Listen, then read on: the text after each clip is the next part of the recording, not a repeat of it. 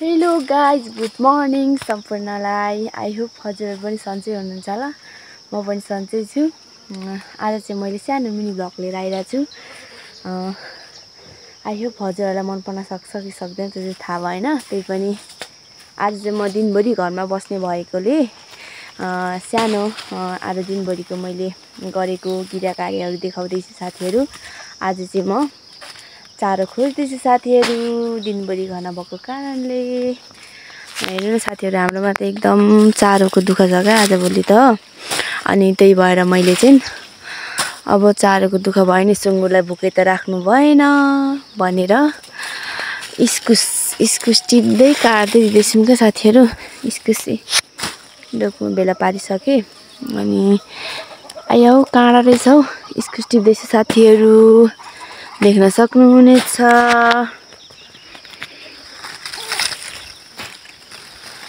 हाम्रोतिर चाहिँ इस्कुस एकदम प्रशस्तै पाइन्छ नि त। अब चारो पनि छैन अनि इस्कुसको फल अनि यही पाताहरू टिप्दै मिसाउँदै दिँदैछौँ क्या। अब पालिसकेपछि भोकै राख्नु नि भएन नि त गाईहरू। ला खा भन्ने लाग्यो हो। फेरि बिहानै बनाऊँ भनेको थिएँ क्या साथीहरू भ्लग। अनि बिहान चाहिँ एकदम चिसो हुन्छ, अनि त्यही भएर बिहानै के बनाउनु भनेर खाना खाएर चाहिँ मैले आज भ्लग बनाउन रेडी गर्दैछु साथीहरू, देख्न सक्नुहुन्छ। साथीहरू, म चाहिँ एक टुकु चारो पुऱ्याइवरी लिएर आएँ घर। अनि अघि आगो सागो लगाएर गएको थिएँ, मरेछ। अनि फेरि मैले चाहिँ आगो सागो लगाएर अनि चारोहरू घोप्टाएँ। अनि अब यति चारोले त पुग्दैन नि त, एक डोकोले त पुग्दैन। अनि फेरि म चाहिँ चारो घोप्टाएर फेरि म चाहिँ एक डोको चारो लिनु गएँ। अनि मैले चारोहरू ल्याइवरी फेरि एक भाँडा अघि राखिसकेको थिएँ इस्कुस काटेर। अनि फेरि पनि मैले इस्कुस काट्दैछु साथीहरू, पुग्दैन नि त। अनि फेरि इस्कुस कति नै हुँदैन क्या। अनि मैले चाहिँ काट्दैछु साथीहरू होइन। अनि मलाई चाहिँ यस्तो क्या, फेरि मान्छेहरू भएको बेला बोल्नै सक्दिनँ क्या। सानो स्वर आउँछ, अलिक ठुलो स्वर बोल्न भन्नुहुन्छ तर सक्दिनँ क्या साथीहरू ठुलो बोल्नु। मेरो चाहिँ स्वर यत्रै हो। अनि मान्छेहरूले भन्छ क्या, कति काम गरेको भिडियोहरू मात्र लगाइबसेस् भ्लगमा भन्छ। त्यो घरिघरि त भ्लग पनि नबनाऊँ कि जस्तो लाग्छ। अब फेरि आफूलाई आफ्नो मनले भन्छ क्या, अरूले जेसुकै भनोस् तर भ्लग बनाउनु चाहिँ छोड्नुहुन्न। अरूले आफ्नो मनको कुरा हो, इच्छाको कुरा हो भनेर आफ्नो मनले आफूलाई भन्छ र नि साथीहरू। मैले चाहिँ फेरि आज नि भ्लग सुरु गरेँ। अब यस्तै हो नि त, अब गाउँघरमा यस्तै हो, दिन जहिले अब यस्तै हो कामहरू। गाउँघरमा त अब कामै मात्र गरेको हुन्छ नि त। सहर बजारमा बाबु दिनभरि डुलेर घुमेको हाल्नु। गाउँघरमा यस्तै हो भन्दै मैले चाहिँ आज पनि अब भ्लग सुरु गरेँ। खासै गर्नु राम्रो त गर्नु आउँदैन साथीहरू, त्यही पनि यसो मेन्जो चाहिँ मैले यसो भ्लग बनाएँ। यस्तोको साथीहरू, फेरि गाउँघरमा 12 मास क्या कहिले काम नसकिने क्या।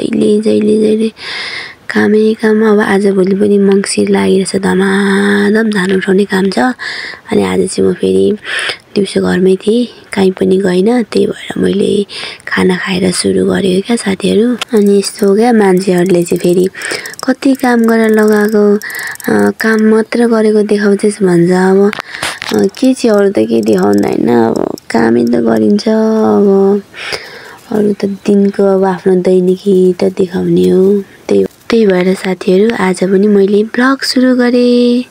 अनि मैले चाहिँ चारो राखिसकेँ। त्यसपछि अब पानी धेरै भएछ क्या, अनि पानी सारा फ्याँकिदिएँ। अनि सिनिक लाउँ गाइजहरू, म चाहिँ चारो राखिवरी पाक्दै गर्दाखेरि म तल बेसीबाट पराल एक भात लिएर आउँछु भनेर नाम्लो बोकेर म चाहिँ जाँदैछु। गाइजहरू बेसी तल हो नि त, अनि धेरै टाढो छ। अनि एक भात चाहिँ ल्याउँछु पाक्दै गर्दा भनेर म चाहिँ जाँदैछु। अहिले म तपाईँहरूलाई तल पुग्नु लाग्दाखेरि म तपाईँहरूलाई देखाउने छु। निकै टाढो छ क्या। अनि म चाहिँ एकछिनमा अनि गएर लिएर आउँछु भनेर जाँदैछु। यो चाहिँ हो बेसी ऊ तल देख्नु भएको छ नि कुन्यु, त्यहाँ म चाहिँ पराल लिन आएको क्या साथीहरू।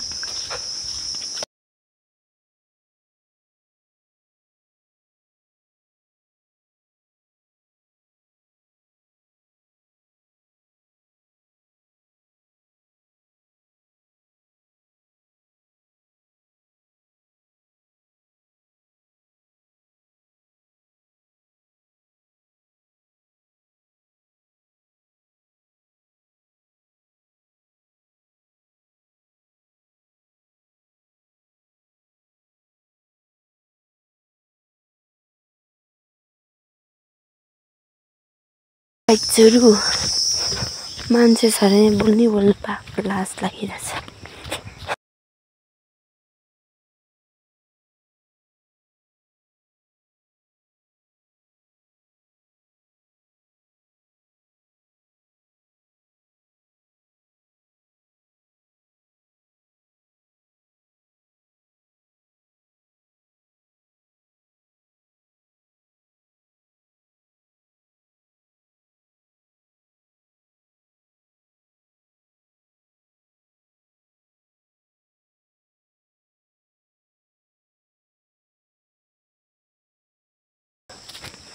ठक्क छैन जोमा साथीहरू। अब यो बाँधेको पराल चाहिँ मैले भार लगाएर लानुपर्ने हुन्छ।